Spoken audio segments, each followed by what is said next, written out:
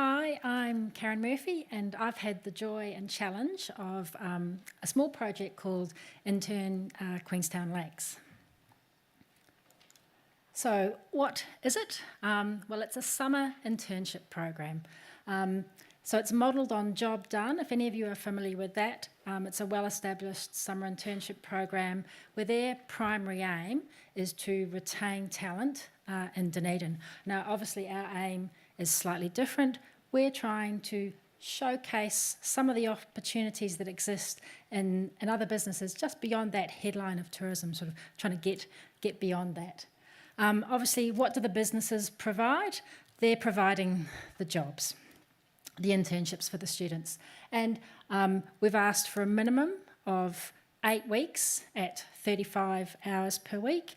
If you're paying minimum wage, and if you take into account KiwiSaver and leave, that costs the business about $7,000. If you're at the other end and you're doing 12 weeks, 40 hours at the living wage, then that's about $14,000. So it's important to acknowledge the cost to the business. What are we hoping that the businesses get out of this? Well, obviously, access to future talent.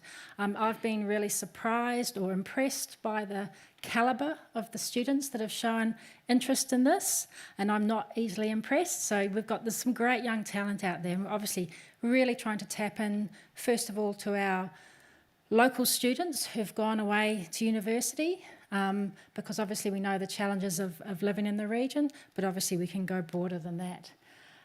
What else does the business get? Well, obviously, as you all well know, sometimes you can't necessarily do something new. You're so focused on BAU, so maybe you get some projects happening, or you're starting to get bigger, so you get to try someone before you can take them on permanently. And so we're hoping that some of these opportunities go on to more work for the students. And the other thing is obviously there's a cost to the business that is beyond just what they're paying the student. It takes time and energy and effort to take on an intern. So at the completion of the internship, as long as the business gives us some feedback, then they'll be eligible for $1,000, which is some recognition to the effort they've put in to take on an intern. What are we hoping that the student gets? Well, obviously some real workplace experience relevant to what they're studying. So there has to be some alignment between what they're studying and the business. I think it's important to acknowledge they're also getting paid, and for some students that's what they need to go back or to eat more than instant noodles when they're back at college.